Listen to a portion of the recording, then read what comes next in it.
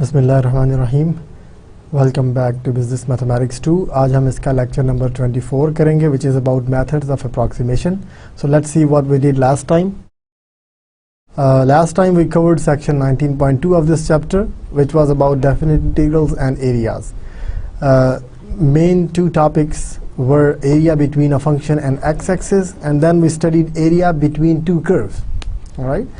तो पहले हमने सबसे एक फंक्शन एक्स एक्सिस और दो वर्टिकल लाइंस के दरमियान एरिया पढ़ा था, और वो इंटीग्रेशन की एक एप्लीकेशन थी, integral from a to b f x d x, right. And then we covered area between two curves where one curve lies above the other. Then we subtract the lower one from the upper one and integrate fx minus gx, integral of a to b of fx minus gx dx. So that gave us the area between two curves. आज हम integrations के topic को मज़ीद आगे लेकर चलते हैं और इसमें हम अप्रॉक्सीमेट इंटीग्रल्स पढ़ेंगे, मेथड्स ऑफ अप्रॉक्सीमेशंस। इसमें तीन काबिल ज़िक्र मेथड्स हैं, रूल्स हैं, जिनको रेक्टेंगल रूल, ट्रेपेज़ॉइडल रूल और सिम्पसन्स रूल कहा जाता है। ठीक है। There are situations in which there may not exist a rule of integration to evaluate a particular integrand, even using tables of integration rules. If one needs to evaluate a definite integral for such a function, there are methods for approximating the value of the definite integral. In this section, we will examine three numerical approximation methods which might be used to evaluate a to b fx dx, integral from a to b fx dx. तो यहाँ पे जो एक चीज़ है important, वो तो एक ये है, there may not exist a rule of integration. फ़र्ज़ करें हमने कुछ सारे फंक्शंस तो कवर नहीं किए, हमने जितने भी रूल्स ऑफ इंटीग्रेशन किए हैं, काफ़ी सारी इंटीग्रेशंस हमने कर ली हैं, ठीक है, लेकिन मोस्टली हमने नहीं भी किए। ठीक है। जैसे e to the f x था और आगे f prime x d x था। अगर रिकॉल करें आप तो हमारे पास एक इस तरह की इंटीग्रेशन थी, अगर आपको याद हो, e to the f x f prime of x d x. ठीक है। तो हमने कहा जब भी हमारे पास फंक्शन की पावर में, ई की पावर में कुछ हो, उसका डेरिवेटिव मौजूद होना चाहिए। तो अगर ये चीज़ ना मौजूद हो तो फिर क्या करेंगे? फॉर एग्जांपल अगर मैं ये लिखता हूँ कि e to the x square d x, सिर्फ ये लिख दूँ e to the x square d x, तो आप इसको इंटीग्रेट नहीं कर सकते। ठीक है। ये इंटीग्रेट नहीं किया जा सकता। ठीक है, नॉट पॉसिबल, क्योंकि हमने कोई ऐसा रूल नहीं पढ़ा जो इसकी इंटीग्रेशन दे दे। ठीक है। आपने ई टू द एक्स स्क्वायर के साथ हमने कहा कि अगर एक्स डी एक्स भी हो ना फिर भी ठीक है, कि हम इसका डेरिवेटिव 2x है तो 1/2 से बाय डिवाइड करेंगे, इसका कोई ना कोई आंसर निकाल लेंगे, दैट्स फाइन। ठीक है। लेकिन अगर ये x ना मौजूद हो तो फिर हम कुछ नहीं कर सकते। ठीक है। फिर 2x को मल्टीप्लाई और डिवाइड नहीं कर सकते, ये गलत हो जाएगा। ठीक है। तो इस तरह की सिचुएशन, जहाँ पे ये एक एग्जाम्पल है, इस तरह की सिचुएशन में हम इंटीग्रेशन सॉल्व नहीं कर सकते। ठीक है। इसी तरह कुछ और भी हो सकते हैं। फॉर एग्जाम्पल आपके पास 1/x स्क्वायर प्लस 3x हो। ठीक है। और हमने कहा कि इसका डेरिवेटिव ऊपर होना चाहिए। ठीक है। तो फिर भी हमें कोई टेंशन प्रॉब्लम हो सकती है। ठीक है। जैसे हमारे पास फार्मूला ये था कि नीचे अगर कोई फंक्शन है तो उसका डेरिवेटिव ऊपर होना चाहिए। ठीक है, dx। अगर इस तरह की सिचुएशन है तो हम नेचुरल लॉग ऑफ fx कह देते हैं उसको, प्लस c। ठीक है। लेकिन अगर ये ऊपर डेरिवेटिव नहीं होगा तो फिर हमें प्रॉब्लम है। अगर हमारे पास सिर्फ 1/fx आ जाए, ठीक है, तो इस केस में इंटीग्रल में और मे नॉट एग्जिस्ट, हमें नहीं पता, हमें कुछ और पढ़ना पड़ेगा। ठीक है। और मे नॉट एग्जिस्ट। ठीक है। अब हमें नहीं पता इसका इंटीग्रल एग्जिस्ट करता है कि नहीं करता। तो ये प्रॉब्लम्स हैं यहाँ पे। ठीक है, कि कुछ ऐसे इंटीग्रैंड आ जाते हैं, ऐसे फंक्शन आ जाते हैं जिसके लिए हमारे पास कोई रूल ऑफ इंटीग्रेशन नहीं है। तो अगर इस तरह की सिचुएशन है तो फिर क्या किया जाए? तो फिर हम अप्रॉक्सीमेट करते हैं इंटीग्रल्स को, कि चलो कोई अप्रॉक्सीमेटली ही निकाल लें। एंटी डेरिवेटिव तो मौजूद नहीं था, लेकिन चले क्या पता ए टू बी अगर हम करना चाहें, ठीक है ना, एफ एक्स डी एक्स, जहाँ पे एफ एक्स की इंटीग्रेशन नहीं है तो हम अप्रॉक्सीमेट कर लेते हैं इसको किसी चीज़ के। क्या ऐसा पॉसिबल है? तो ये आज हम इस लेक्चर में, इस सेक्शन में पढ़ेंगे कि इंटीग्रल्स को अप्रॉक्सीमेट किस तरह से किया जाता है। ठीक है। सबसे पहला जो रूल है वो है rectangle rule. If we think of evaluating the definite integral in terms of computing the area beneath a curve, one method involves dividing the interval a to b into n equal subintervals, each having a width b minus a by n. If xi is defined as the midpoint of interval I, we can construct a set of n rectangles, each having width b minus a by n and height equal to fxi as shown in the following figure. ठीक है, मैं आपको figure में show करके दिखाता हूँ. जैसा कि हमने इंटीग्रेशन को डिफाइन करने से पहले भी लास्ट लेक्चर में जो हमने डेफिनेट इंटीग्रल्स पढ़े थे, ठीक है, उसमें मैंने इसी तरह शुरू किया था ना कि अगर आपके पास एक फंक्शन है, ठीक है, y is equal to f of x, ठीक है, उसके नीचे रेक्टेंगल्स बनाए और आपने ए से बी तक उसका एरिया निकालना है. ठीक है, तो यही चीज़ आज भी हम कंसीडर कर रहे हैं कि ये आपके पास ए है,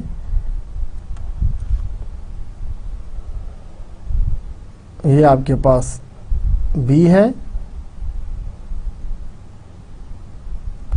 ठीक है, ये दो. अब वो कह रहा है कि एन रेक्टेंगल्स में डिवाइड करें, यानी कि x1 x2 x3 so on up to xn तक. ठीक है, चलते जाएं. तो ये x1 कह लें इसको, a को. ठीक है, अब यहाँ पे देखिए हमने xi को जो डिफाइन किया है, xi is defined as the mid point of each interval. ठीक है, तो फिर xi हम उसको नहीं कहते बल्कि मिड पॉइंट को कहेंगे. तो आप यहाँ पे रेक्टेंगल्स जब बनाए ना, ठीक है, आपने रेक्टेंगल्स बना ली. ठीक है, तो अब जो मिड पॉइंट है, ये मिड पॉइंट ये आपका x1 है, फर्स्ट इंटरवल का mid point x1, second interval का मिड पॉइंट x2, ठीक है, और इसी पे वो वैल्यूज भी देख रहा है कि ये वैल्यू जो मिड पॉइंट पे है ना, इस पे हाइट बनाए ये. ठीक है ना, ये पहली रेक्टेंगल है. फिर सेकंड जो मिड पॉइंट है, इस पे इसकी हाइट बनाई है, सेकंड रेक्टेंगल की हाइट है. तो हाइट मिड पॉइंट्स पे हम ले रहे हैं. ठीक है, x1 x2 पे. इसी तरह x3 पे जो हाइट बनेगी वो ये बनेगी. ठीक है, ये x3 पे हाइट बन गई. चलते जाएं तो लास्ट वन जो है ये वाली, ठीक है, इसका जो मिड पॉइंट है, ये मिड पॉइंट है, इस पे जो हाइट है ये रेक्टेंगल आ गई. ठीक है, xn पे. तो हर पॉइंट का xi जो है, x1 x2 x3, ये मिड पॉइंट है, mid point of interval i.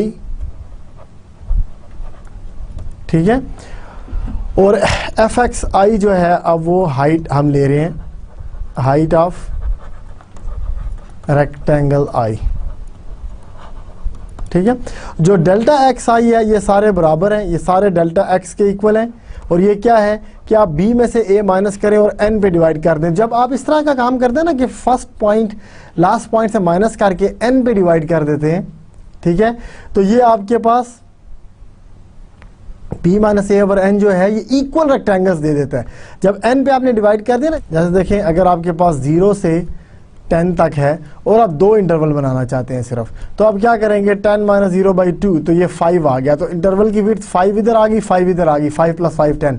अगर आप 3 इंटरवल्स बनाना चाहते हैं या 5 बनाना चाहते हैं, लेट्स से 5 इंटरवल बनाना चाहते हैं, तो ये 2 आ जाएगा. तो फिर जो है वो 2 पे जाएगा, इस तरह 2 2 2 2 2, ये सारे 2 2 के इंटरवल्स बन जाएंगे. तो इक्वल विड्थ्स में डिवाइड होता है अगर आप ये वाला काम करें, b माइनस ए ओवर n वाला. अगर b में से a माइनस करें और जितने इंटरवल्स आपने बनाने हैं उस पर डिवाइड कर दें तो इक्वल लेंथ दे देता है. इसीलिए हमने ये i ड्रॉप कर दिया. देखें डेल्टा x लिख दिया. i का कोई फर्क नहीं पड़ता क्योंकि हर इंटरवल की लेंथ एक जैसी है, तो उसको डेल्टा x ही कह दें आप. ठीक है, तो इसके बाद to approximate the value of the definite integral we add the areas of n rectangles. जैसे मैंने आपको बताया था कि जो a to b f x है, अगर एफ एक्स आपका पॉजिटिव है तो ये आपको एरिया देगा बीनीथ द कर्व. ठीक है ना, एरिया देता है ना ये अंडर द कर्व. और फिर हमने ये भी कहा था कि अगर हम ये रेक्टेंगल्स बना दें तो ये रेक्टेंगल्स जो हैं ये आपको इन रेक्टेंगल्स को ऐड कर दें तो ये एरिया जो है अप्रॉक्सीमेट आएगा. देखें हर रेक्टेंगल में कुछ एरिया, ये देखें ये लूज कर रहे हैं आप, ये लॉस है आपका, लेकिन ये जो है ये गेन भी तो है ना. आप हर रेक्टेंगल में कुछ गेन कर रहे हैं, कुछ लॉस कर रहे हैं. जैसे यहाँ पे देखें ये गेन है इस रेक्टेंगल में और ये लॉस है इसी रेक्टेंगल में. इसी तरह ये गेन, ये लॉस, ये गेन, हर रेक्टेंगल में आप कुछ गेन और कुछ लॉस कर रहे हैं। तो इसका मतलब है कि जो एरियाज ऑफ रेक्टेंगल है ऐड कर दिया जाए इन सब को, तो अप्रॉक्सीमेटली वो equal to this exact area दे देगा आपको बीनीथ द कर्व। ठीक है, तो ये आपके पास आ गया कि अप्रॉक्सीमेट वैल्यू जो है डेफिनेट इंटीग्रल की वो सम ऑफ एरियाज होगा, ये सारी की रेक्टेंगल्स का एरिया। ठीक है, if we donate the width of each interval as delta x, ये डेल्टा एक्स अगर कह दें, we can express the rectangle rule as this one. अब देखें ना, ये पहली रेक्टेंगल का एरिया क्या आएगा, ये आएगा ना एफ ऑफ एक्स आई इसकी हाइट है और डेल्टा एक्स इसकी विड्थ है, तो ये रेक्टेंगल आ गई x1। सेकंड जो रेक्टेंगल है इसकी क्या आएगी, ये आएगी delta x by f x two, क्योंकि विड्थ तो इसकी भी डेल्टा एक्स ही थी। इसी तरह ये delta x three F x three so on चलते जाएं। ठीक है, तो इन सबको ऐड कर लेंगे हम। तो ये देखें F x one delta x, ये पहली रेक्टेंगल, दूसरी रेक्टेंगल और ये आखिरी रेक्टेंगल आ गई। इन सब में डेल्टा एक्स कॉमन है, ये देखें डेल्टा एक्स कॉमन है, तो आप इसको बाहर निकाल लें कॉमन, तो ऐसे लिख लें फिर आंसर अपना। ठीक है, for n chosen sufficiently large. ठीक है, तो आपके पास जो ए से बी तक आया एफ एक्स डी एक्स, ये आया फर्स्ट रेक्टेंगल की हाइट टाइम्स इसकी विड्थ प्लस सेकंड रेक्टेंगल की हाइट टाइम्स इसकी विड्थ प्लस सो ऑन चलते जाएं, लास्ट रेक्टेंगल की हाइट टाइम्स इसकी विड्थ। अब डेल्टा एक्स क्योंकि कॉमन था तो हमने निकाल लिया एफ एक्स वन। इस तरह फार्मूला आसान हो जाता है ना, डेल्टा एक्स को एक ही दफ़ा आखिर में मल्टीप्लाई कर देंगे डेल्टा एक्स एन। ठीक है, तो ये आपके पास रेक्टेंगल रूल आ गया। ठीक है, एग्जाम्पल देखते हैं इसके लिए कि एग्जाम्पल से कैसे करते हैं। Let's illustrate the use of this rule for a relatively simple example, और ये एग्जाम्पल है आपकी f x equal to x cube के लिए। Let's use the rectangle rule dividing the interval into 4 equal subintervals. तो ये ले लिया हमने n इक्वल टू 4 का मतलब है कि n इक्वल टू 4 ले लिया हमने। ठीक है, equal subintervals having width equal to 1, width equal to 1 ले ली। The midpoint values for the 4 sub-intervals are 0.5, 1.5, 2.5, 3.5. Applying the rectangle rule, the numerical approximation is this. अच्छा, मैं आपको एक यहाँ पे फिगर भी बना के दे देता हूँ। ठीक है, ये देखें आपके पास एक्स क्यूब कोई फंक्शन है और 0 से 4 तक आप इसको इंटीग्रेट करना चाहते हैं। इस तरह का ये फंक्शन है, let's say this is 0 to 4। अब अगर आप इसको 1 1 की विड्थ से 4 इंटरवल्स में डिवाइड करते तो ये आ जाएगा 0 1 2 3 4। ठीक है, 4 इंटरवल्स बना दिए। हर इंटरवल का जो मिड पॉइंट है वो क्या होगा 0.5, इसका मिड पॉइंट क्या है 1.5, इसका मिड पॉइंट क्या है 2.5, इसका मिड पॉइंट क्या है 3.5।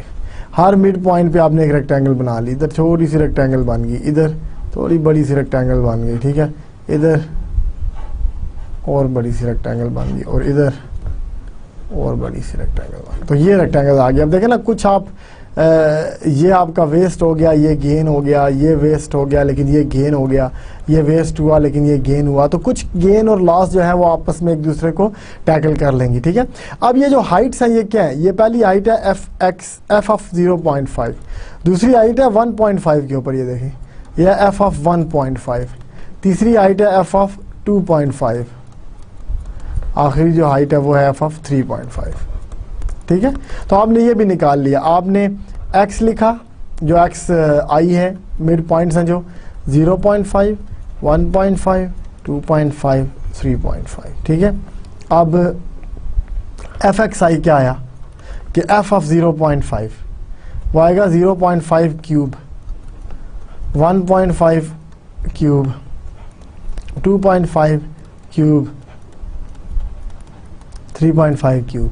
तो ये 4 वैल्यूज आ गई फंक्शन की। ठीक है, अब इन फंक्शन को ऐड करेंगे हम, जो भी ये सम आता है इधर, ठीक है, इसको मल्टीप्लाई कर देंगे डेल्टा एक्स के साथ, तो ये आपके पास आ जाएगा 0 to 4 x cube D x, ये आ जाएगा आपके पास। ठीक है, तो अब ये देखिए हमने इधर लिखा भी है इसको। ठीक है, F of 0.5 times the width सबकी 1 है। ठीक है, तो 1 1 1 1 ना भी लिखते तो खैर थी। F of 1.5, F of 2.5, F of 3.5 और उन सब को हमने 1 से मल्टीप्लाई किया। ठीक है, 0.5 एफ ऑफ 0.5 क्या है 0.5 क्यूब के, ये आपका एफ एक्स है ना, x cube 1.5 cube, 2.5 cube, 3.5 cube. अब इसी तरह ये 0.5 का क्यूब है, ये 1.5 का, 2.5 का, 3.5 का, सबको ऐड किया 62 आ गया। ठीक है, तो 62 जो है अप्रॉक्सीमेट वैल्यू है, इक्वल एग्जैक्ट वैल्यू नहीं है, अप्रॉक्सीमेट वैल्यू। अब आप कहेंगे कि यार आपने ये क्यों किया, एक्स क्यूब का तो हमें इंटीग्रल आता है। अगर हम देखें, असाइड करें कि एक्स क्यूब डी एक्स का अगर हम इंटीग्रल निकालें 0 से 4 तक, तो क्या आएगा, एक्स 4/4, 0 to 4, 4 रखें पहले, फिर 0 रखें, 4 रखें, फिर 0 रखें, सब्ट्रैक्ट करें, 64 वैल्यू आई। तो देखें 64 एग्जैक्ट वैल्यू थी, अप्रॉक्सीमेट वैल्यू 62 है। इतनी अच्छी अप्रॉक्सीमेशन नहीं आई है, लेकिन इट्स फाइन। अप्रॉक्सीमेशन में देखें, ये जो रूल लिखा हुआ है, where n is chosen sufficiently large, ठीक है ना, ये बड़ी इंपॉर्टेंट चीज़ होती है यहाँ पे। और यहाँ पे कोई हमने इतना लार्ज एन नहीं लिया, एन हमने सिर्फ 4 लिया है। अगर आप एन को इंक्रीज करके 8 कर देना, आप देखिएगा कि आंसर आपका और भी 64 के करीब चलता जाएगा। ठीक है, अगर आप इस एग्जाम्पल में एन को इंक्रीज करते जाएं, ठीक है, तो आपका जो अप्रॉक्सीमेशन थी ना सिम्पसन्स रूल की, वो टूवर्ड्स 64 जाएगी। आप चेक करके देख लें, बेशक अभी आपने N4 लिया था ना, आप N8 लेकर देखें, 10 लेकर देखें, 15 लेकर देखें, 20 लेकर देखें, आप 64 के करीब करीब जाते जाएंगे। ठीक है, तो N जितना बड़ा होगा उतना ही एक्यूरेट आंसर आएगा हमारे पास।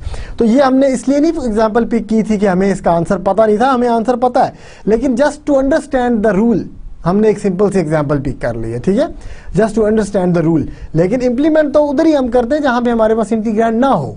ठीक है, कोई ऐसा फंक्शन आ जाए जहां पे इंटीग्रैंड ना हो, तो वहां पे हम इसको इम्प्लीमेंट करते हैं। तो सीखने के लिए एक हमने सिंपल सी एग्जांपल पिक की थी, इसमें ये नहीं है कि हमें इसका इंटीग्रल नहीं आता इसलिए हम ये कर रहे हैं। ठीक है, तो ये बहुत ही सिंपल सा एक आसान सा रूल था जिसने हमें आंसर दे दिया 62।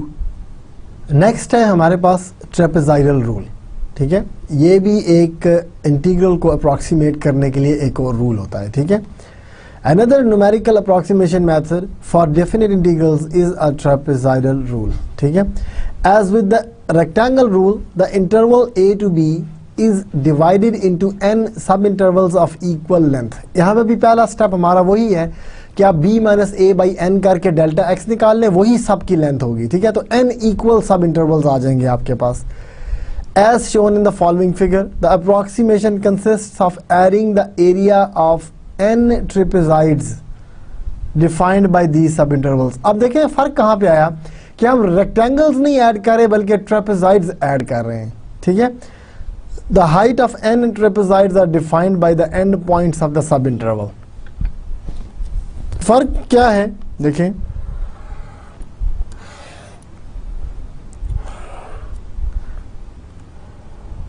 लेट्स से ये a है,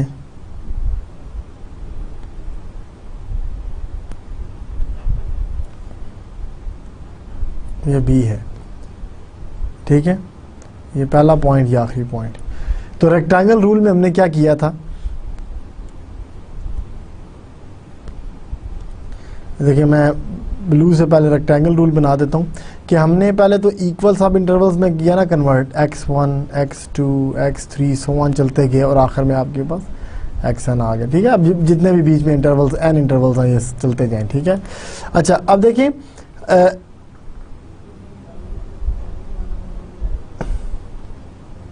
हमने क्या कहा था कि जो हाइट है रेक्टेंगल्स की वो मिड पॉइंट से आ रही है। हमने कहा मिड पॉइंट लें, ठीक है, यहाँ पे मिड पॉइंट लें और ये आपके पास एक रेक्टेंगल बन गई। ठीक है, तो ये हमने रेक्टेंगल बनाए। तो देखिए हमने कुछ एरिया यहाँ से लूज किया ये वाला और कुछ गेन किया। ठीक है, तो इसका मतलब है कि कुछ ना कुछ हमें हर इंटरवल में से कुछ ना कुछ गेन लॉस हो रहा है, तो अप्रॉक्सीमेटली एरिया हम कहते हैं इक्वल आ जाएगा। इसी तरह सेकंड इंटरवल में से भी मिड पॉइंट लिया इस तरह।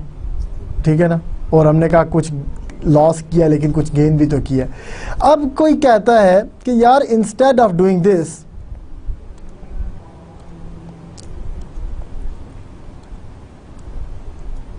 इंस्टेड ऑफ डूइंग दिस आप ये कर लें कि ये जो सब इंटरवल्स आपने बनाए हैं, ठीक है, इन सब इंटरवल्स के जो हाइट्स हैं, ये पॉइंट, ये पॉइंट, ये पॉइंट, ये पॉइंट्स जो आ रहे हैं आपके पास, ठीक है ना, ये पॉइंट्स जो आ रहे हैं आपके पास, ठीक है, इन्हीं दो को पकड़ें और ज्वाइन कर लें, स्ट्रेट लाइन से ज्वाइन कर दें, फिर इसको ज्वाइन कर दें, फिर इसको ज्वाइन कर दें, ठीक है, ऐसा करते जाएं। तो ये जो है ना, ये ट्रेपेजॉइड कहलाती है। यानी कि इंस्टेड ऑफ कर्व, अगर मैं पहली रेक्टेंगल देखें हम, ये जो पहली रेक्टेंगल आई है, ठीक है, ये हमने इन दो को स्ट्रेट लाइन से ज्वाइन कर दिया, तो ये ट्रेपेजॉइड ऐसी चीज़ होती है जिसकी दो साइड्स पैरेलल होती हैं और दो पैरेलल नहीं होती। तो देखिए ये दो साइड्स पैरेलल हैं, ये वाली और ये वाली पैरेलल साइड्स हैं, जबकि ये दो पैरेलल नहीं है, ठीक है। अब आपका जो फंक्शन था वो तो इस तरह कहीं जा रहा था, ऐसे फंक्शन जा रहा था, ठीक है, लेकिन हमने उसको स्ट्रेट लाइन से, तो इसका मतलब है कुछ ना कुछ एरिया लूज कर दिया ना आपने। अब जहां से कहीं ऊपर जाएगा ना, ठीक है ना, फर्ज करें आपका कहीं पे इस तरह का कर्व आ जाती है, तो आपका ये ट्रायंगल थी, रेक्टेंगल थी, तो अब इनको मिलाएं तो देखिए ये एक्स्ट्रा एरिया आ गया, ये एक्स्ट्रा एरिया आ गया। इधर से आपने लूज किया था एरिया, लेकिन इधर आपने गेन कर लिया एरिया, ठीक है। तो ये क्योंकि कर्व है ना, कर्व की शेप ऊपर नीचे हो सकती है, तो जहां पे इस तरह की चीज आएगी वहां आप कुछ लूज कर देंगे, जहां इस तरह की चीज आएगी तो कुछ गेन कर देंगे। तो फिर यही हम एक्सपेक्ट करते हैं कि एट द एंड जब हम सारे ट्रेपेजॉइड्स को ऐड करेंगे तो हम वो जो लॉस और गेन है ये आपस में एक दूसरे को बैलेंस करते हुए हमें बड़ी अच्छी सी अप्रॉक्सीमेशन दे देगी। ऑफ कोर्स है तो ये अप्रॉक्सीमेशन ही, एग्जैक्ट वैल्यू बहुत मुश्किल है कि आपको मिले, ठीक है। तो ये आइडिया इसमें कि आपने ट्रेपेजॉइड्स बना ली, ये ट्रेपेजॉइड, ये स्ट्रेट लाइन ड्रा करके ट्रेपेजॉइड बना ली, ठीक है। तो ये पॉइंट्स आपने ज्वाइन किए, ये पॉइंट्स ज्वाइन किए, तो ट्रेपेजॉइड्स बन गई। तो अब इन ट्रेपेजॉइड्स का एरिया निकाल लें आप, इन ट्रेपेजॉइड्स का एरिया, ये जो ट्रेपेजॉइड का एरिया, ठीक है, इस ट्रेपेजॉइड का एरिया ऐड करें, ये ट्रेपेजॉइड, इन सब ट्रेपेजॉइड्स का एरिया ऐड करेंगे तो फिर भी हमें अप्रॉक्सीमेशन मिल जाएगी। अब अगर आप किसी ट्रेपेजॉइड का एरिया निकालना चाहें ना, तो अगर इसकी साइड एक ए है और दूसरी साइड बी है और इनके दरमियान डिस्टेंस डी है, ठीक है, तो ये जो एरिया होता है वो ये होता है कि जो पैरेलल साइड्स हैं उनको जमा करके दो पे डिवाइड करें और जो डिस्टेंस है उनके दरमियान उससे मल्टीप्लाई कर दें, ये एरिया होता है ट्रेपेजॉइड का, ठीक है। अब हमारे पास क्या है, देखिए हमने कहा कि इक्वल सब इंटरवल्स पे डिवाइड करते हैं, x1 ये है, x2 ये आ गया, x3 ये आ गया, x4 ये आ गया। अब ये मिड पॉइंट्स नहीं है, ये एंड पॉइंट्स हैं इंटरवल्स के, ठीक है, ये xn आ गया, ये xn-1 था, ठीक है, ये एंड पॉइंट्स हैं अब इंटरवल्स के, ठीक है। तो ये फार्मूला ट्रेपेजॉइड का यूज़ करते हुए अगर हम एरिया लिखें किसी भी रेक्टेंगल के लिए तो उसका फार्मूला ये आएगा, delta x y1 + y2 divided by 2। इसमें जो y1 और y2 हैं, ये हाइट है, लेफ्ट एंड पॉइंट पे, लेफ्ट एंड पॉइंट पे fx की वैल्यू, ठीक है, तो मैं fx क्या देता हूँ, fx at left end point, और ये जो है y2 ये fx है राइट एंड पॉइंट पे, ठीक है, एट राइट एंड पॉइंट, ठीक है। तो बेसिकली अगर ये देखा जाए, given a trapezoid as shown in the above figure, जिस तरह यहाँ पे हमने ट्रेपेजॉइड शो किए हैं, ठीक है, इसलिए लेट्स से अगर कोई भी आपकी, जिस तरह ये मैंने लिखा था ए डी की फॉर्म में लिखा था, यहाँ पे क्योंकि हमारी सारी की सारी जो ट्रेपेजॉइड्स हैं उनकी विड्थ डेल्टा एक्स है। अब लेट्स से अगर ये इसकी हाइट y1 थी और ये दूसरी हाइट y2 है, ये y1 है, ये y2 है, क्योंकि y वैल्यूज़ है ना लेफ्ट साइड पे, यहाँ पे fx1 है तो उसको मैं y1 कह सकता हूँ, ठीक है, y0 कह दें, 0 1 2 कह दें, 0 1 2 3 so on up to xn, ठीक है, ये bn जो है xn बनेगा। तो ये y0 कह दें x0 के ऊपर वैल्यू, x1 के ऊपर y1 कह दें, x2 के ऊपर y2 कह दें, इस तरह से, ठीक है। तो ये हाइट्स y में आएंगी, तो जब y में हाइट्स आएंगी तो ये आपके पास एरिया आ जाएगा किसी भी रेक्टेंगल का, ठीक है, किसी भी ट्रेपेजॉइड का एरिया ये आ जाएगा। अब thus if we use the areas of n trapezoids in the above figure to approximate the definite integral, the integral is evaluated like this, कि अब देखें ये b माइनस ए ओवर एन, ये डेल्टा एक्स है basically, आप इसकी value डाल दी इसने, ये डेल्टा एक्स है, ये भी डेल्टा एक्स है, ठीक है, ये भी डेल्टा एक्स है, ये सारे डेल्टा एक्स हैं, ये सारे डेल्टा एक्स हैं, ठीक है ना। और साथ साथ अपनी अपनी ट्रेपेजॉइड की, ये फर्स्ट ट्रेपेजॉइड का एरिया आ गया, ये सेकंड ट्रेपेजॉइड का एरिया आ गया, डिवाइडेड बाय 2 भी है ये, ठीक है। इसी तरह सो ऑन चलते जाएं, ठीक है। ये थर्ड ट्रेपेजॉइड का एरिया आ गया, ये वाला जो है। इसी तरह चलते जाएं, प्लस सो ऑन चलते जाएं, तो ये लास्ट ट्रेपेजॉइड का एरिया आ गया, ठीक है ना। ये फर्स्ट ट्रेपेजॉइड थी, ये सेकंड ट्रेपेजॉइड थी, ये थर्ड थी, फोर्थ थी, और ये nth जो लास्ट वन है, nth ट्रेपेजॉइड, ठीक है। तो इनको हमने y1 y2 कह दिया। तो अब अगर देखें इस फिगर में, ये हाइट है आपकी y0, ये हाइट है y1, ठीक है। तो y0 प्लस y1/2 और डेल्टा x मल्टीप्लाई हो गया। लेकिन सेकंड में ये y1 दोबारा यूज होगा, ठीक है। ये y1 और ये y2 यूज होगा, फिर y2 y3 यूज होगा, y3 y4 चलते जाएं, ये बनेगा yn-1 और ये बनेगा yn। इसी तरह ये yn-2 है, ठीक है। ये सारी हाइट्स हैं। अब अगर आप देखें ना, तो y0 सिर्फ एक दफ़ा ऐड हो रहा है, y0 y1 2 दफ़ा, y2 2 दफ़ा, y3 यहाँ तक ये सारे 2 दफ़ा हैं, लेकिन yn आखिर में फिर एक दफ़ा ऐड होगा, ठीक है। तो बाकी सारे रिपीट हो रहे हैं। ये देखिए y1 2 दफ़ा आया, y2 2 दफ़ा, सो ऑन चलते जाएं। तो इनको अगर इकट्ठा करके लिख दिया जाए तो ऐसे आ जाएगा कि b-a/2n, क्योंकि 2 सब में आ रहा था ना, ये देखें डिवाइडेड बाय 2 जो सब में आ रहा था, तो 2n सब में आ रहा था, तो हमने 2n कॉमन ले लिया, b-a/2n। और यहाँ पे y0 plus 2y1 2y2 up to 2yn-1 और आखिरी, पहला और आखिरी 1 के साथ है और बीच में सारे 2 के साथ, ये देखिए बीच में सारे 2 के साथ आ रहे हैं, ठीक है। तो अगेन कंडीशन n के ऊपर यही है कि आपने n को एक लार्ज नंबर लेना है, यानी कि 10 15 20 25 इंटरवल जितने भी आप ले सकते हैं लें, ठीक है। तो तब ये ट्रेपेजॉइडल रूल आएगा। अब ये y जो वैल्यूज है ना, ये वैल्यूज हैं फंक्शन की, ठीक है। ये जो सारे y0 हैं, इधर ये याद रखें कि जो yi है ये फंक्शन की वैल्यू है xi के ऊपर, ठीक है। ये याद रखना आप, ठीक है, हर इंटरवल के एंड पॉइंट के ऊपर। तो इसको भी यूज करने के लिए एक एग्जांपल देखते हैं। Let's illustrate the use of the trapezoidal rule to evaluate some same definite integral as in the above example. जो हमने पहले एग्जांपल की थी ना 0 to 4 वाली, x³ dx, जिसको हमने रेक्टेंगल रूल से किया था, इसी को देखते हैं ट्रेपेजॉइडल रूल से, ठीक है। तो एग्जांपल में फिर वही उसने कहा कि 1 के सब इंटरवल से, using the same sub-interval definitions as in the previous example, the end points are 0 1 2 3 and 4, ठीक है। end points तो वही रहे ना, ये देखें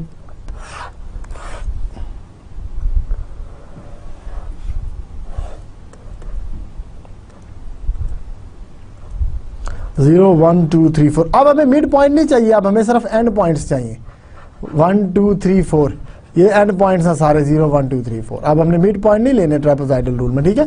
तो यही सारे एंड पॉइंट है 0 1 2 3 4। इन पे फंक्शन की वैल्यू निकाल लें, f(1) निकाल लें, f क्या है x³, ठीक है। ये x0 है, सॉरी ये x0 है 0, x0 is equal 0, x1 x2 x3 x4, ठीक है। ये वैल्यूज हैं इनकी, x1 1 है, x2 2 है।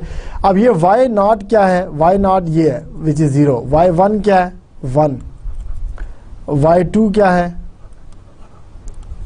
8, y3 क्या है 27 और y4 क्या है 81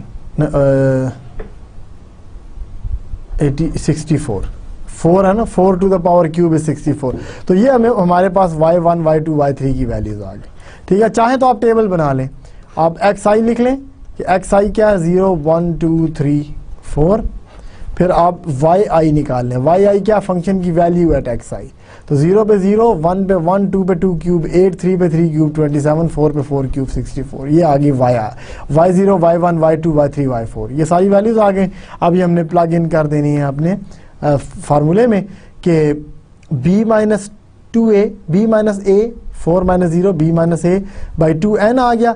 अब अंदर ये क्या है, ये y0 है, y0 y1 y2 y3 y4।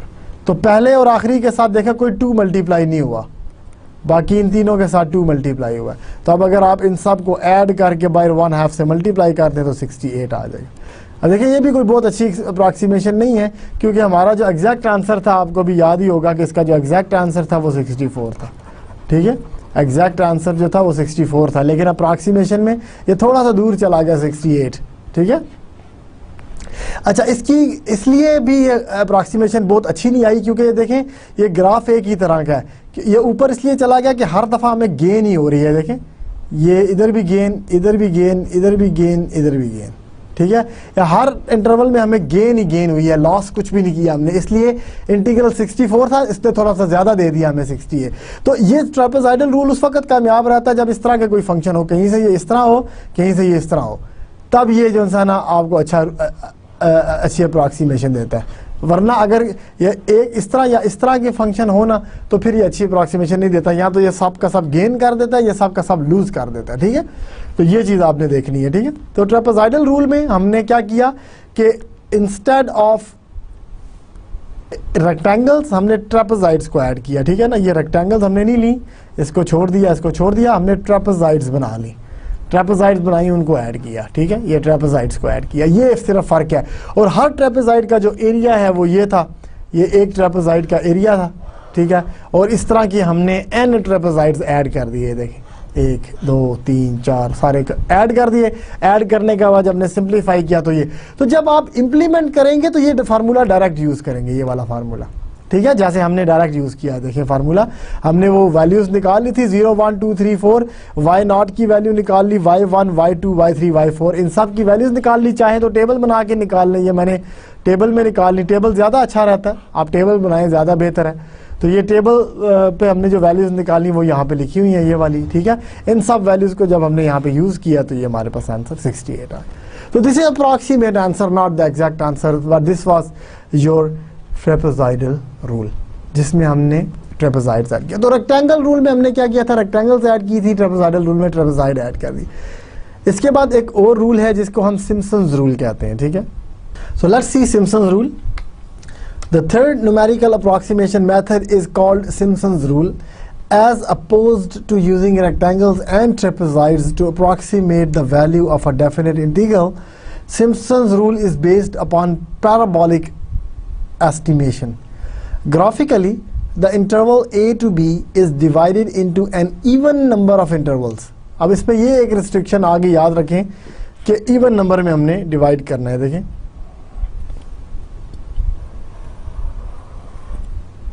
ठीक है, जो n इंटरवल्स हम बनाए हमने इवन। रेक्टेंगल या ट्रेपेजॉइड में कोई ऐसी कंडीशन नहीं थी, हम 10 लें, 12 लें, 11 लें, 7 लें, 9 लें, कोई प्रॉब्लम नहीं था।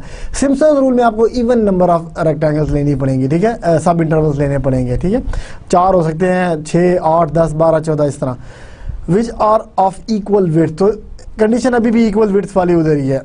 Then a series of parabolas are fit to the graph, one for each pair of subintervals. कि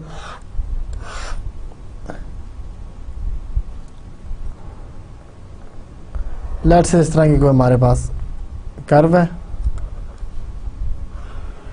ए से बी तक। अब वो कह रहा है कि एक एक पेयर लें इंटरवल्स का।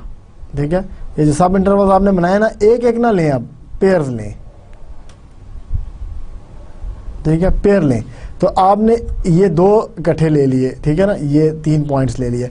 इन 3 पॉइंट्स से पास करता हुआ एक पैराबोला निकाल सकते हैं आप। ठीक है, इस तरह ये जो पैराबोला होता है आपका, ठीक है, वो इन 3 पॉइंट से पास। फिर आप क्या करेंगे, पहले को छोड़ दें, आप तीसरा ये इंटरवल ले लें। ठीक है, ये इंटरवल ले लें, तीसरा पहले को छोड़ दें। अब इन 3 पॉइंट से पास करता हुआ पैराबोला बनाएं। ठीक है, तो ये 3 पॉइंट से पास करता हुआ पैराबोला फिर आपको मिल सकता है कुछ इस तरह का। ठीक है ना, ये तीसरा पैर। इसी तरह आप दूसरे को भी छोड़ दें और इसको ऐड कर लें नेक्स्ट को। तो पेयर वाइज हम इंटरवल्स लेते जाएंगे और अब इन 3 पॉइंट से पैराबोला निकालें। इन 3 पॉइंट से पैराबोला निकालें, हो सकता है इस तरह का कोई पैराबोला बन जाए, ऐसे ऊपर की तरफ जाता हो। ठीक है, इस तरह का। इसी तरह लेट से आखिरी 3 पॉइंट्स हैं, ये 3 पॉइंट्स है, इसमें लेट से इस तरह का पैराबोला बन जाएगा। ठीक है, तो हर 3 पॉइंट से निकलता हुआ पैराबोला। तो क्योंकि आपकी गिवन कर्व भी एक कर्व है और पैराबोला भी एक कर्व होती है, तो उम्मीद ये की जाती है कि पैराबोला जो है वो ज़्यादा अच्छी अप्रॉक्सीमेशन देगा कि कर्व जो है वो स्ट्रेट लाइन से हम नहीं ना डिनोट कर रहे। ट्रेपेजॉइड में तो हमने स्ट्रेट लाइन बना दी थी, स्ट्रेट लाइन और कर्व में काफ़ी डिफरेंस आ सकता है, लेकिन कर्व और कर्व में और डायरेक्शन भी वही होती है कर्व की जो पैराबोला की है, तो इसलिए ये ज़्यादा अच्छी अप्रॉक्सीमेशन आपको देता है। So this is illustrated in the above figure जो मैंने अभी आपको बना के दिखाई। Do you remember that 3 data points define a quadratic function of the form ax square plus bx plus c? ठीक है, कोई भी अगर आपके पास 3 पॉइंट्स है ना, ठीक है, जैसे अभी मैंने आपको बताया कि कोई भी पैराबोला अगर आपने निकालना है तो कोई 3 पॉइंट इसके ऊपर फिक्स कर दें, ठीक है, क्योंकि ये पैराबोला की इक्वेशन होती है ax square plus bx plus c। तो 3 अननोन है ना यहाँ पे, ए बी सी 3 अननोन है, तो 3 पॉइंट्स फिक्स करने से आपको ये 3 अननोन मिल जाते हैं। तो इसका मतलब है कि अगर आप कोई भी 3 पॉइंट लें उसमें से पास करता हुआ पैराबोला आप निकाल सकते हैं, इसलिए हम ये 3 पॉइंट ले रहे हैं। ये 3 लिए एक पैराबोला, फिर एक को छोड़ दिया, इसको छोड़ दिया, इसको ऐड कर लिया। अब ये 3 पॉइंट्स हैं, अगले 3 पॉइंट्स हैं, इन पे पैराबोला फिट कर लिया, ये भी छोड़ दिया, अब अगले 3 पॉइंट्स ले लिए। इस तरह करते जाए जब तक हम एंड पे ना पहुंच जाए, आखिरी 3 पॉइंट ना आ जाए हमारे पास, ठीक है। तो हर 3 पॉइंट से पास करता हुआ पैराबोला आप निकाल सकते हैं। Simpson's rule, with Simpson's rule, a parabola is fit to the data points x0, x1, x2 over the first 2 intervals, and another parabola is fit to the 3 points x2, x3, x4 over the second 2 sub intervals, और इस तरह फिर हम चलते जाते हैं, ठीक है। So these parabolas are used to approximate the function over the interval a to b. The area under fx over this interval is then approximated by finding the areas under the 2 parabolas. तो 2 parabolas के अंदर जो area निकाला जाता है उससे हम ये निकाल लेते हैं, ठीक है। और अब देखिए पैराबोला के अंदर एरिया निकालना तो मुश्किल काम नहीं है ना, पैराबोला की तो गिवन है, ठीक है, ये गिवन है इसकी फॉर्म, तो इसको इंटीग्रेट किया जा सकता है बड़े मज़े से। अगर ये 3 पॉइंट्स थे x0, x1, x2, तो हम क्या करेंगे कि x0 से x2 तक इंटीग्रेट कर देंगे उस पैराबोला को, ax स्क्वायर प्लस सी, ठीक है, dx, तो ये हम निकाल लेंगे उसके अंडर पैराबोला। फिर जो नेक्स्ट है वो उसमें x0 नहीं है, x1, x2, x3 है, फिर हम x1 से x3 तक निकाल लेंगे, ठीक है, इस तरह dx। तो ये चलते जाए और हर एक में इसका अपना अपना पैराबोला होगा। ये ए बी सी के साथ है तो ये किसी और चीज़ के साथ होगा, ठीक है, अपना अपना पैराबोला, और इन सब को हम ऐड भी करते जाएंगे, ठीक है। तो जब ये सब कुछ कर चुकेंगे तो हमारे पास जो बनेगा एरिया जो बनेगा पैराबोला के अंदर वो इस तरह से बनेगा। Given the case where x1 minus x0 is equal to x2 minus x1, a formula exist for determining the area under a parabola which passes through these 3 points. The formula does not require the actual determination of the quadratic function passing through these 2 points. So if x1 minus x0 is x2 minus x1, ये बराबर है, हमें already पता है, तो देखिए हमने कहा था ना इक्वल सब इंटरवल्स हैं, तो इक्वल सब इंटरवल है तो ये जो विड्थ है पहले इंटरवल की ये बनती है x1 माइनस x0, दूसरे इंटरवल की जो विड्थ बनती है वो बनती है x2 माइनस x1। तो ये दोनों बराबर होनी चाहिए क्योंकि हमने इक्वल विड्थ ली है हर इंटरवल की, ठीक है। तो वो कह रहा है अगर तो ये दोनों बराबर हैं तो इसको W क्या दें, खुद ही क्या दें कि ये W के इक्वल है, जो भी वैल्यू दी होगी, ठीक है। तो फिर ये जो ax square plus bx plus c dx है ना, इसको इस तरह से लिखा जा सकता है w/3 y0 plus 4y1 plus y2। ये अब जो y1 y2 y3 है ना, ये देखें x0 x1 x2 था, इनकी जो हाइट्स है ना ये y1 है, y1 y2 और मे भी ये नीचे ही हो कहीं पे, ठीक है, y3। तो ये जो हाइट्स हैं y1 y2 और ये y3 हैं जो कि x0 x1 x2 पे थी, y0 y1 y2, ठीक है, इस तरह से। तो ये आपके पास इस तरह से आ गया कि अगर आप 3 पॉइंट से जो पैराबोला बना रहे हैं, ठीक है, जिस तरह का भी पैराबोला बनता है वो अगर इन 3 पॉइंट से पास कर रहा है तो उनकी y वैल्यूज हैं, तो ये उसकी एग्जैक्ट जो है ना आ जाती है एरिया। ये पूरा है, यहाँ पे ये मिसिंग है, ये पूरा है, ठीक है, ये जो एरिया है ना पूरा इस इंटरवल में x0 से x3 तक, x0 x1 x2 तक, ठीक है, ये जो पूरा एरिया था इस पैराबोला के अंडर, इस पैराबोला के अंदर ये पूरा जो एरिया वो ये आ गया, ठीक है, दिस एरिया इज दिस। और ये आना था इस इंटीग्रेशन से कि पहला पैराबोला निकालें और फिर इंटीग्रेट करें, लेकिन इसमें क्या रहा कि अगर तो ये विड्थ बराबर आप रखें ना इन दोनों की, तो फिर ये फार्मूला डायरेक्टली आ जाता है, यानी इंटीग्रेशन भी करने की आपको ज़रूरत नहीं है। अब हमें कितने इस तरह के ऐड करने हैं, इस तरह के सारी चीज़ें ऐड करनी है। तो अगर आप ऐड करें तो क्या आएगा, देखें ये फार्मूला बनेगा, ये देखें जो हमने एरिया निकाला, अगर हम इन सब को ऐड करें, पहला क्या आएगा W/3 जो आया था, और y0 + 4y1 + y2 ये आया ना। अब अगली अगर मैं 3 ले लूँ तो उसका भी एरिया W/3 आएगा, ठीक है। और अब y1 y2 y3 है, तो y1 + 4y2 + y3, क्योंकि दरमियान वाले में हमेशा 4 आ रहा है, ठीक है, दरमियान वाली हाइट पे 4 आ रहा है। इसी तरह थर्ड अगर मैं पैराबोला ऐड करूं तो W/3, और अब y2 y3 y4 आएगा, क्योंकि ये y1 निकालना है, y2 से शुरू करना है, अब y2 y3 y4, इसी तरह y3 y4 y5 चलते जाएंगे। आखिर में जो आपके पास रहेगा W/3, क्योंकि ये आखिरी है ना yn, तो ये बनेगा yn-2 + 4yn-1 और +yn।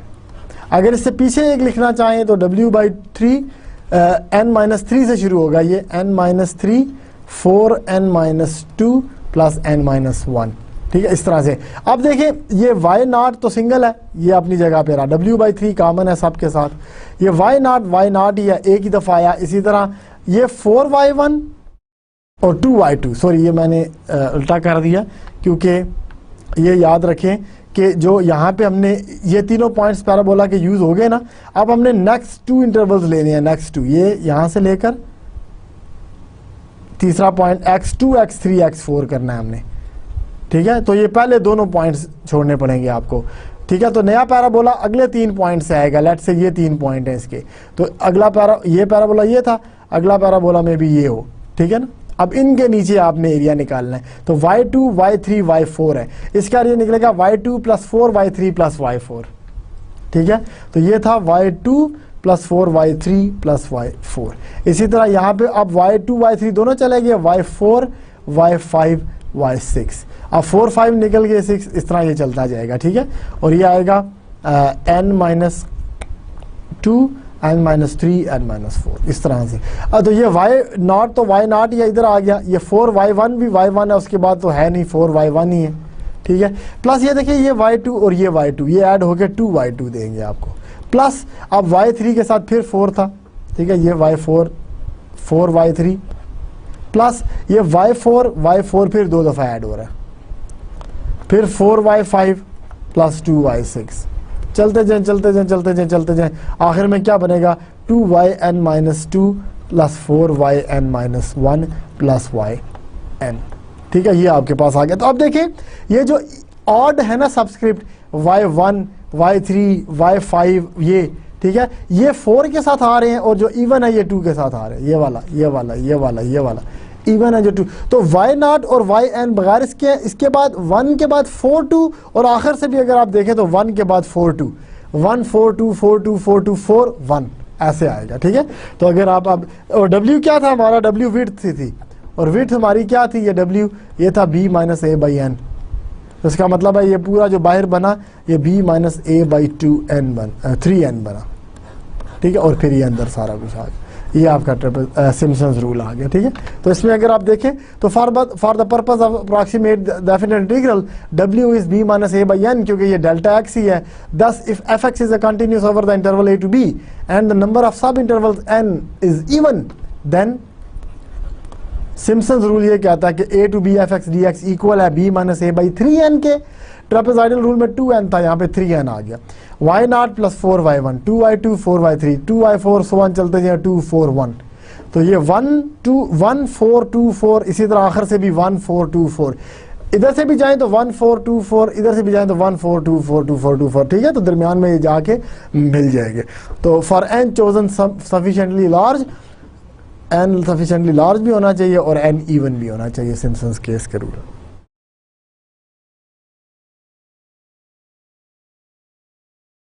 तो n इवन होना चाहिए सिम्पसन्स रियल के केस में। Alright, so let's consider the Simpson's rule to approximate the definite integral from the last 2 examples, और वो क्या थी, एग्जाम्पल थी x³ dx, ठीक है। इसी एग्जांपल को हम दोबारा से सिम्पसन्स रूल से करने लगे हैं। Given that the subintervals are defined the same 0 0 1 1 2 8 327 464 with A0 and B4। तो ये वही है, दोबारा हमने वही एग्जांपल ली है, तो यही वही एक्स क्यूब है, ये 4 पे है, और दोबारा से हमने इंटरवल, क्योंकि इवन ही था ये 0 1 2 3 4 इवन इंटरवल्स हैं, ठीक है। तो हमें किस किस पे वैल्यू चाहिए, 0 1 2 3 4 पे पेयर वाइज हम चलेंगे, लेकिन सब पे वैल्यूज तो हमें चाहिए ना, ठीक है। तो 0 पे चाहिए, 1 पे वैल्यू 1 थी, 2 पे वैल्यू 8 थी, 3 पे वैल्यू 27 थी, और 4 पे वैल्यू 64, ठीक है। तो ये हमने पॉइंट लिख दिया, ये वही आपका y is equal to x cube, ठीक है, ये y ये x। अब क्योंकि ये नंबर ऑफ इंटरवल्स इवन है तो दैट्स फाइन, n यहाँ पे 4 है विच इज इवन, ठीक है, तो दैट्स फाइन, इवन है तो दैट्स गुड इनफ। अब हम चलते हैं और देखते हैं कि वैल्यूज क्या आती हैं। देखें वही x, ये x0 y0 है, x1 y1 x2 y2, हमें सिर्फ y0 y1 y2 ही चाहिए, x0 तो चाहिए नहीं। तो यहाँ पे अगर हम देखें जो हमारे पास फार्मूला था, ठीक है, वो क्या था formula, y b minus a by 3n y0, ये आपका y0 है, plus 4y1 plus 2y2 plus 4y3, और y4 आखिरी है तो इसके साथ अब 2 या 4 नहीं लगेगा, ये सिर्फ 64 आ जाएगा। अब ये सारी वैल्यूज डाली, इनको ऐड किया और आंसर 64, और यहाँ पे देखें ये एग्जैक्ट वैल्यू के इक्वल आ गया 64। देखें ये कोइंसिडेंस है कि हमारा एग्जैक्ट वैल्यू के इक्वल आ गया। सिम्पसन्स रूल बिल्कुल एग्जैक्ट वैल्यू नहीं देता, ये अप्रॉक्सीमेट वैल्यू ही देता है, लेकिन ये उन दो रूल से ज़्यादा अच्छी अप्रॉक्सीमेशन देता है, ठीक है। जो रेक्टेंगल और ट्रेपेजॉइडल रूल थे उनसे बेहतर ये अप्रॉक्सीमेशन देता है, इसलिए इस केस में भी इसने एग्जैक्ट वैल्यू दे दी है, ठीक है। तो ज़रूरी नहीं एग्जैक्ट आए, लेकिन बहुत क्लोज वैल्यू आएगी, which is precisely the value of 0 to 4x cube dx। ये इक्वल, अगर इसको हमने जब सॉल्व किया था तो आपने देखा था ना कि ये वैल्यू 64 के इक्वल थी। तो एग्जैक्ट वैल्यू भी 64 है, और जो हमने यहाँ से अप्रॉक्सीमेट किया, ये अप्रॉक्सीमेट वैल्यू थी ना सिम्पसन रूल के तहत, तो वो भी 64 आ गई, इक्वल आ गई। Generally, there is an expectation that Simpson's rule will be more accurate than the rectangle or trapezoidal rule for a given value of n, ठीक है। तो ये आपने देखना है कि इन तीनों में इक्वल आएगा। तो रेक्टेंगल रूल जो था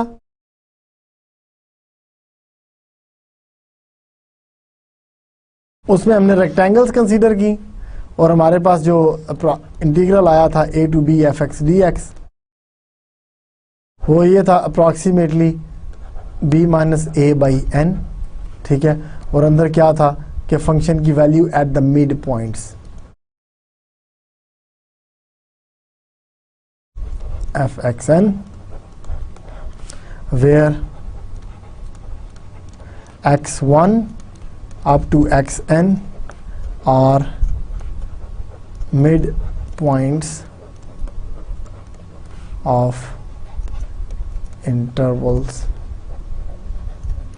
1 to n, ठीक है। जितने n आपके इंटरवल थे, इन सब में जो मिड पॉइंट्स थे वो x1 थे, हमने मिड पॉइंट पे वैल्यू निकाली, साथ डेल्टा x से मल्टीप्लाई किया, तो ये रेक्टेंगल्स का एरिया आ गया, ठीक है।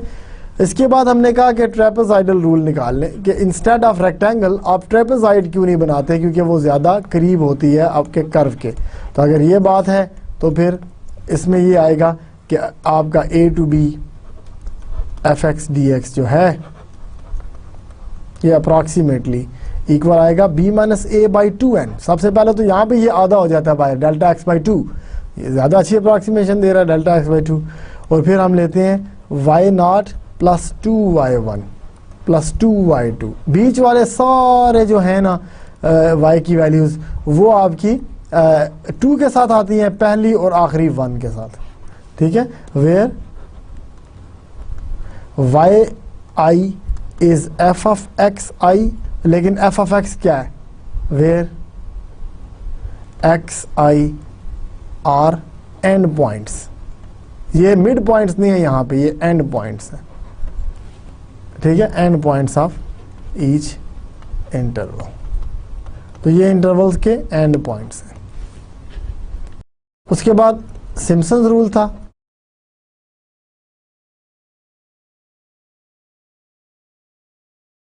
इसमें हमने क्या कहा, हमने कहा जी कि इंस्टेड ऑफ रेक्टेंगल्स, यहाँ पे हमने क्या किया था, रेक्टेंगल्स यूज़ की थी, इसलिए हमने रेक्टेंगल कहा था, ठीक है। इसमें हमने ट्रेपेज़ॉइड्स यूज़ की थी, इसलिए हमने इसको ट्रेपेज़ॉइड कहा था। इसमें हमने सिम्पसन्स जो है, कोई सिम्पसन मैथमेटिशियन था, इसमें हम पैराबोलाज यूज़ करते हैं, ठीक है, कि पैराबोलाज हमने यूज़ किए हैं 3 पॉइंट से पास करते हुए। तो पैराबोलाज को यूज़ करते हुए जो अप्रॉक्सीमेशन आई वो a to b fx dx जो था वो अप्रॉक्सीमेटली इक्वल था b minus a by 3n, ठीक है। 3n के साथ आया और अंदर क्या आ रहा है, y0, और इसमें ये अल्टरनेट होता है 4y1 2y2 4y3 2y4 so on, 4 और 3 के साथ से चलते जाएंगे। आखिर में थर्ड लास्ट जो है वो 2 के साथ आएगा, सेकंड लास्ट 4 के साथ आएगा और लास्ट 1 के साथ आएगा, ठीक है। अब यहाँ पे ये जो y0 y1 y2 है ये क्या है, यहाँ पे भी yi जो है ये f ऑफ x i है, y वैल्यूज, ठीक है, लेकिन यहाँ पे x i's क्या है, x i's फिर n पॉइंट्स है और n पॉइंट्स ऑफ ईच सब इंटरवल। और इधर एक और भी चीज़ जो थी, यहाँ पे n जो है ऑल्सो n इज इवन, ठीक है, इन सिम्पसन्स रूल। सिम्पसन्स रूल में हम n को इवन लेते हैं, ठीक है जी। तो ये हमारे पास 3 रूल्स थे जो आपने किए इंटीग्रल्स को अप्रॉक्सीमेट करने के लिए। साथ साथ मैंने आपको ग्राफ बना के भी दिखाया कि ग्राफ में क्या मतलब क्या रेक्टेंगल रूल का, कि आप मिड पॉइंट लेते हैं, वो हाइट मुकर्रर करके आपने रेक्टेंगल बनाई, तो रेक्टेंगल क्योंकि कर्व तो टिल्टेड होती है, रेक्टेंगल सीधी है, तो कुछ गेन है कुछ लॉस है, और हम एक्सपेक्ट करते हैं कि ये गेन लॉस आपस में एक दूसरे को कैंसिल करेंगे, तो एट द एंड आपकी अप्रॉक्सीमेशन बड़ी अच्छी आएगी। फिर हमने कहा कि आप जो ये गेन लॉस कर रहे हैं, आप जिस तरफ कर्व जा रही है उन्हीं 2 पॉइंट्स को मिला के ट्रेपेज़ॉइड क्यों नहीं बना देते।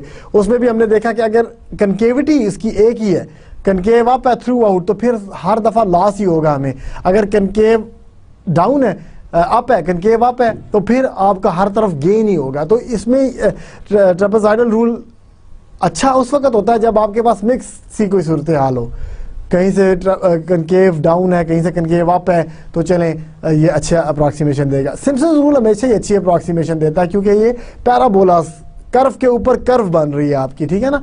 और पैराबोला हमने क्यों किया, क्योंकि 3 पॉइंट्स के पैराबोला का एरिया हमें बड़ी आसानी से पता चल जाता है क्या होता है, ठीक है। तो इसलिए हमने पैराबोलास को कंसीडर किया और उससे ये निकाला, और इन तीनों में डेफिनेटली सिम्पसन्स रूल जो है वो सबसे ज़्यादा एक्यूरेट है। आप भी इसकी जितनी प्रैक्टिस हो सकती है करें, एटलीस्ट अभी इसी लेक्चर सुनने के बाद कम से कम एक प्रॉब्लम आप एक्सरसाइज में से तीनों रूल्स का निकालें और इनको हल करें, ठीक है। अगर आप इसको हल कर सकते हैं, ये एग्जांपल सामने रखें, बुक्स की एग्जांपल सामने रखें, उनको सामने रखते हुए टेबल्स बना के वैल्यूज़ निकालें, एक्स आइज लिखें, वाई आइज लिखें, टेबल्स बनाएं। टेबल्स से वैल्यूज़ में मिस्टेक बहुत कम होगी। अगर आप डायरेक्ट वैल्यूज़ लिखेंगे या डायरेक्ट फार्मूला बनाएंगे, उस फार्मूले में वैल्यू लिखेंगे तो मिस्टेक्स के चांसेस बहुत ज़्यादा होते हैं, ठीक है। तो टेबल बनाएं, आराम से वैल्यूज़ को कैलकुलेट करें, जितनी भी वैल्यूज़ आपने निकालनी है, और ये भी ख्याल रखना है कि किसका कोएफिशिएंट 4 है और किसका 2 है, ठीक है। तो ये बहुत ही अच्छे तरीके से आपसे ये वैल्यूज़ निकल आएंगी, ठीक है। तो आज देख लेते हैं, हमने आज 3 रूल्स पढ़े हैं, इसको दोबारा से रिकॉल करते हैं, इनके फार्मूलाज देख लेते हैं। मैं साथ साथ आपको ग्राफ भी एक्सप्लेन कर देता हूँ। बहुत इंपॉर्टेंट टॉपिक है, इसलिए इसको जितना आप अभी से जितना अच्छी तरह से समझेंगे, जितना अच्छी तरह से करेंगे, उतना ही आपके लिए बेहतर रहेगा। अगर आपने इसको छोड़ दिया, बाद में भूल जाएंगे और आपकी कैलकुलेशंस भी जो सी है वो मुश्किल हो जाएंगी, ठीक है।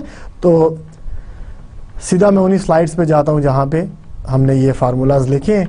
तो सबसे पहला जो हमारा रूल था वो ये, which is a rectangle rule.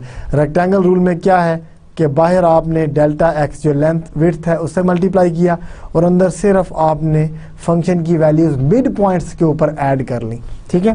इसके बाद जब हमने ट्रेपेज़ॉइडल रूल पढ़ा, तो ट्रेपेज़ॉइडल रूल में क्या है कि बाहर डेल्टा एक्स बाई 2 है। ये अगर आप देखें b minus a by n is delta x, तो डेल्टा एक्स बाई 2 है बाहर, half of the delta x. और फिर हमने ये जो एंड पॉइंट्स हैं ना, उन पे वैल्यूज़ ली, लेकिन सब ऐड नहीं हो रही। पहला और आखिरी 1 के साथ आ रहा है और बीच वाले सारे 2 के साथ आ रहे हैं, ठीक है। तो ये आपने ख्याल रखना है।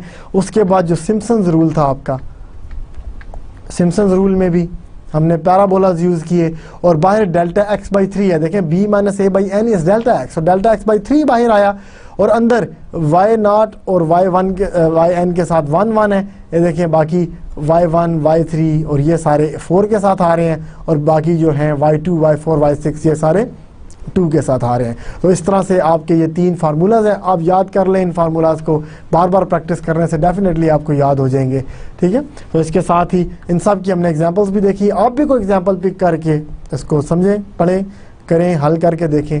उम्मीद है कि आपको अच्छी तरह से अंडरस्टैंडिंग हो जाएगी, ठीक है। तो आज हमने सेक्शन 19.3 कवर किया है अपने चैप्टर नंबर 19 का, which is integral calculus applications. तो हम एप्लीकेशंस देख रहे हैं जो अप्रॉक्सीमेट इंटीग्रल्स के बारे में था, और रेक्टेंगल, ट्रेपेजॉइडल और सिम्पसन्स रूल हमने इसमें किए हैं। तो इसके साथ ही आज का लेक्चर ख़त्म होता है। इसी इंटीग्रेशन को ही जारी रखेंगे हम अपने नेक्स्ट लेक्चर में भी। अल्लाह हाफिज़, अस्सलाम वालेकुम।